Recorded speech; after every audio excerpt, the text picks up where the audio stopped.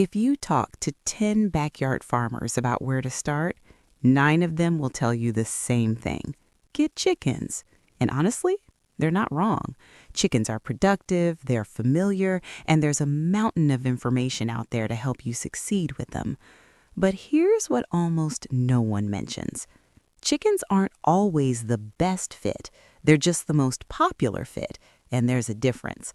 Because when you're working with a quarter acre in the suburbs, or you've got a full-time job and maybe an hour of daylight left after dinner, or you're dealing with an HOA that has opinions about noise, popularity doesn't solve your problem. Efficiency does. The truth is, there are other animals that can produce food faster, take up less room, require less daily effort, and in some cases bring in actual income while you're still learning. Animals that slip under zoning rules, animals that don't need a coop renovation or a predator-proof fortress, animals that give you results in weeks, not months. This isn't about chickens being bad, it's about recognizing that the right animal is the one that fits your land, your schedule, and your actual goals, not the one that shows up most often on YouTube. So today, we're going to walk through 5 animals that solve specific problems chickens don't. Not because they're flashier, not because they're easier across the board, but because in the right situation, they can deliver more food, more security, and a lot less frustration than following advice that wasn't written for your life. Let's start with the one that surprises people the most. Number 1, quail. Most people assume that if you want eggs, you need chickens, and if you want eggs fast, you just need to buy older pullets and hope they start laying soon. But quail? Quail are laying eggs at 6 weeks old. That's not a typo. 6 weeks from hatch to your first egg. Compare that to chickens, which take 5 to 6 months, and you start to see why quail makes sense for people who don't want to wait half a year to see results. Here's the other part that matters. Quail don't need much space. You can raise a small flock in a rabbit hutch, a repurposed bookshelf, or a custom cage that fits on a balcony. We're talking about a square foot per bird if you're doing it right. That means a family of 4 can get a steady supply of eggs from a setup that takes up less room than a filing cabinet. And because quail are quiet, much quieter than roosters, and often quieter than hens, they fly under the radar in places where chickens would get you a visit from code enforcement.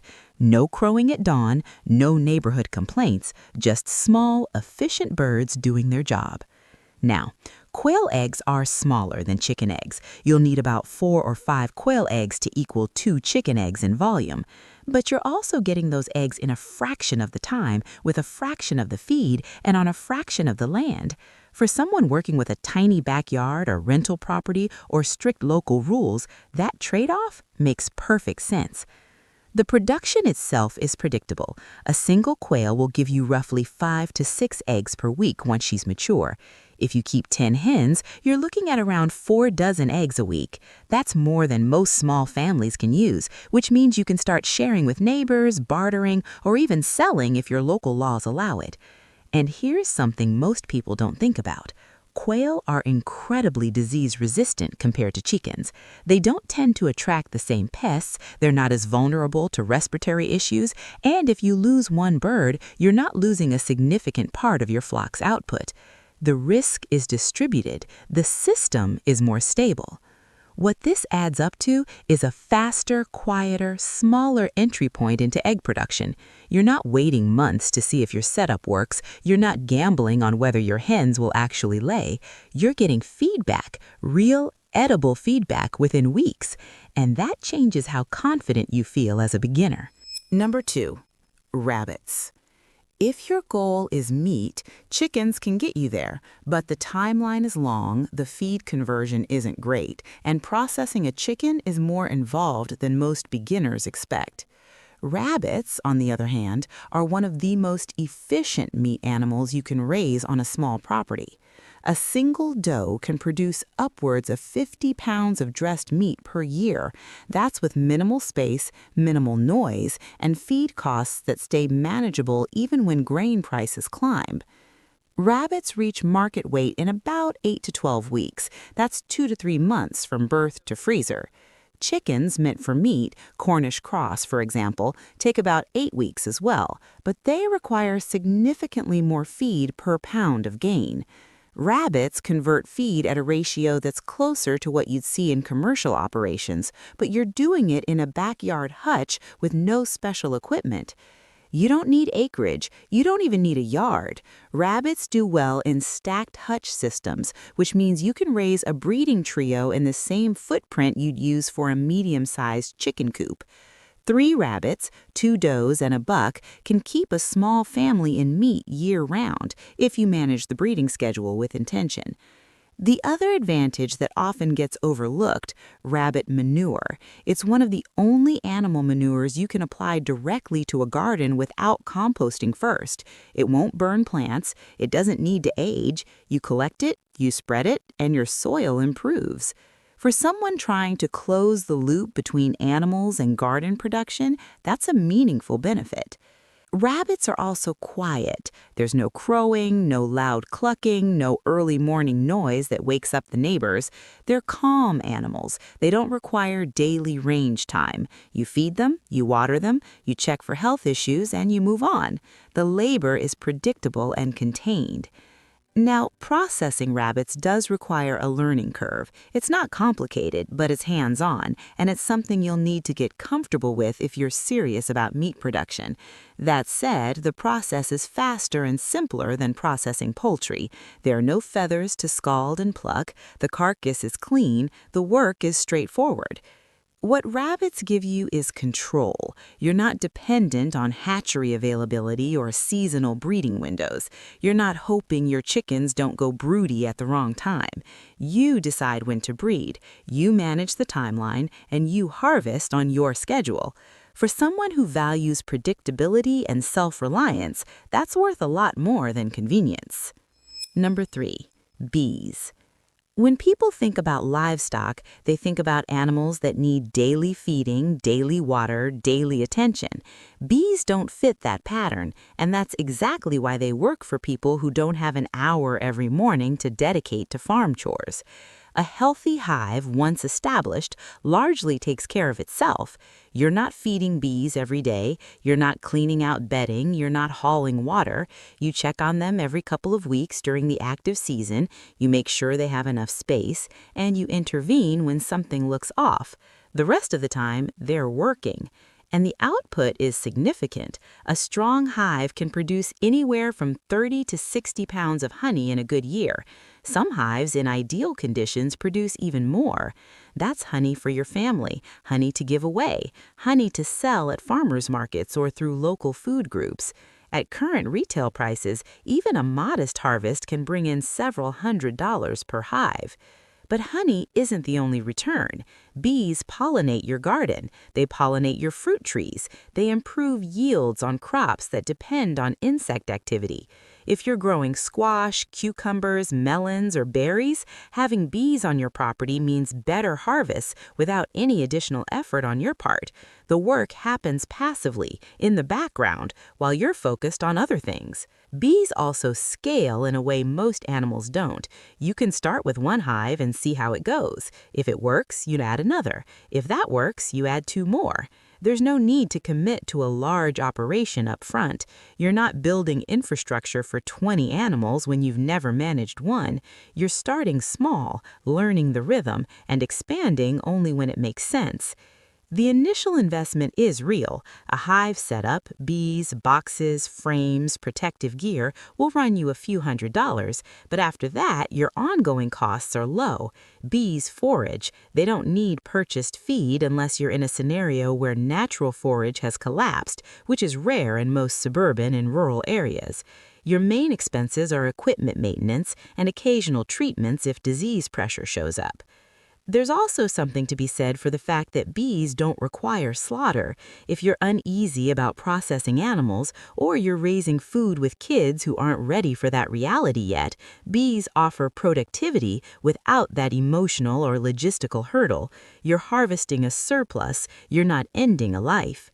What bees provide is leverage. You're getting food, you're getting potential income, and you're getting ecological benefits that improve everything else you're growing, all from an animal that requires less hands-on time than any other option on this list. For someone with limited hours and a desire to maximize output per unit of effort, that's hard to beat. Number 4. Ducks. Ducks get dismissed pretty quickly in most beginner advice. People assume they're messy, they assume they need a pond, and they assume eggs are the only reason to keep them. All three assumptions miss the bigger picture. Ducks are phenomenal layers. Depending on the breed, a good laying duck will give you between 250 and 320 eggs per year. That's on par with high-performing chicken breeds, and in some cases, it's better. The eggs themselves are larger, richer, and prized by bakers for their fat content and texture. If you're selling eggs locally, duck eggs often command a premium simply because fewer people raise them. But the real advantage of ducks shows up in how they interact with your land. Ducks are active foragers. They eat slugs, snails, beetles, and other garden pests that chickens often ignore. If you got a wet climate or a yard that stays damp and attracts insects, ducks turn that problem into productivity. They're cleaning up pests while simultaneously fertilizing your soil and producing eggs. That's 3 benefits from one animal with no additional input from you. Ducks also handle weather that shuts chickens down. They're cold-hardy. They're comfortable in rain. They don't mind mud. If you're in the Pacific Northwest, the Midwest, or anywhere that sees significant moisture, ducks are going to outperform chickens simply because they're built for those conditions. They keep laying when chickens slow down. They stay healthy when chickens start showing stress. You don't need a pond. It's a misconception that stops a lot of people. Ducks appreciate water for bathing and mating, but a kiddie pool, a large basin, or even a deep dish that you refill daily is enough. They'll be happy, they'll stay clean, and you won't be maintaining a full pond setup just to keep a few birds. Housing ducks is simpler than housing chickens in some ways. They don't roost, so you don't need elevated perches or complex coop interiors. They bed down on the ground. You give them a sheltered area with dry bedding, good ventilation, and protection from predators, and they're set. The setup is straightforward. Ducks are also calmer than chickens in many situations. They don't go broody as often, which means more consistent laying. They don't scratch up your garden beds the way chickens do. They move through your yard without destroying everything in their path. If you're trying to integrate animals into an existing landscape, ducks are easier to manage. The one thing ducks require more of is water management. They're going to spill water. They're going to make mud near their waterers. You'll need to design around that, either by using spill-proof setups, rotating their access to different areas, or accepting that certain spots will stay wet. It's not a deal breaker, but it's something to plan for. What ducks offer is resilience. They produce in conditions that slow other animals down. They contribute to pest control and soil health without extra work. And they give you a product, duck eggs, that's both useful at home and marketable if you decide to go that route. For someone dealing with rain, mud, or bugs, ducks solve problems chickens don't. Number 5, goats. Goats have a reputation. People think they're escape artists, they think they're loud, and they think you need a lot of land to make them work. Some of that is true, but it misses what goats actually do well and what they provide that almost no other small-scale animal can match. A dairy goat produces milk, not just a little. A good milker will give you a half-gallon to nearly a gallon per day during peak lactation. That's milk for drinking, milk for yogurt, milk for cheese, milk for soap if you go that direction. Over a 10-month lactation, you're looking at well over 200 gallons from a single animal. For a family trying to reduce grocery costs or gain control over their dairy supply, that's transformative. And you don't need 50 acres. Two goats, because goats are herd animals and shouldn't be kept alone, can thrive on a quarter acre if you manage rotational grazing or supplement with browse and hay. They're browsers, not grazers, which means they prefer weeds, shrubs, and overgrown areas to pristine pasture. If you've got blackberries taking over a fence line or brush you've been meaning to clear, goats will do that work for you while producing milk. You're getting land management and food production from the same animal. Goats are also incredibly efficient feed converters when it comes to milk. Pound for pound, they produce more milk per unit of feed than cows. They're easier to handle, they don't require the same level of infrastructure. A simple three-sided shelter, good fencing, and a clean water source is enough. You're not building a barn, you're not investing in heavy equipment. There's also flexibility in what you do with goat's milk. If you're lactose intolerant or sensitive to cow's milk, goat's milk is often easier to digest due to differences in protein structure and fat globule size. It opens up dairy consumption for people who've had to avoid it. And if your family doesn't drink that much milk, you can make products that store longer, hard cheeses, frozen yogurt, shelf-stable soaps, and either use them yourself or sell them locally.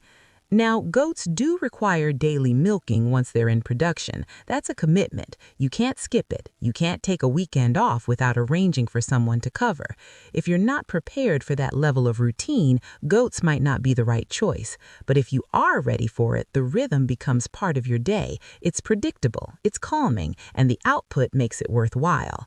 Goats are also social and intelligent, which means they respond to handling and training better than most livestock. They learn routines. They recognize you. They come when called. For families with kids or people who want animals that feel more interactive, goats offer that connection without being high-maintenance pets. Fencing is the real challenge. Goats test boundaries. They're curious, they're nimble, and if there's a weak spot in your fence, they'll find it. You need good perimeter control, woven wire, electric, or a combination. This isn't optional. But once your fencing is solid, the rest of goat management is straightforward. What goats provide is abundance: milk, land clearing, manure, potential income from selling kids or dairy products, and the experience of managing an animal that gives back more than it takes. For someone with a bit of land and a willingness to commit to a daily routine, goats offer a level of productivity that's hard to match with smaller animals. So here's the part that matters more than which animal you choose. Picking the right animal for your situation is important, but what's even more important is committing to one animal for a full year before you add anything else. Because the goal here isn't to collect livestock, it's to build a system that actually works. And systems don't come from reading articles or watching videos. They come from repetition, from watching how an animal behaves in winter versus summer, from learning what health problems look like before they become emergencies, from figuring out how much feed you actually go through, how much time things really take, and what parts of the process you enjoy versus the parts that feel like a chore. When you try to raise chickens and rabbits and bees and goats all in your first year, you don't become experienced, you become overwhelmed. You're troubleshooting 5 different species, managing 5 different feeding schedules, and trying to learn 5 different sets of skills all at once. That's not a recipe for confidence, it's a recipe for burnout. But when you spend a full year with quail or ducks or whatever fits your situation best, something shifts. You stop second-guessing every decision, you start recognizing patterns, you develop instincts. And by the time that year is up, you're not a beginner anymore. You're someone who knows what they're doing. You're someone who can troubleshoot, adapt, and expand with intention instead of anxiety. That's the difference between dabbling and actually farming. And it's the difference between feeling stressed every time something goes wrong and feeling capable enough to handle it.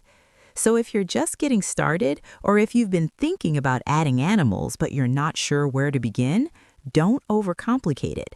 Pick one, learn it deeply, master the basics, and then when you're ready, add the next thing. Because real food security doesn't come from doing everything at once, it comes from doing one thing well and building from there. If you found this helpful, I'd love to hear which animal makes the most sense for your situation. Drop a comment and let me know. Are you leaning toward quail for speed, rabbits for meat, bees for the hands-off productivity, ducks for resilience, or goats for that milk supply? There's no wrong answer. It's about fit. And if you want more practical, no-hype farming advice like this, go ahead and subscribe. We post new videos every week, and the goal is always the same: help you make better decisions with less stress and more confidence. Thanks for watching. I'll see you in the next one.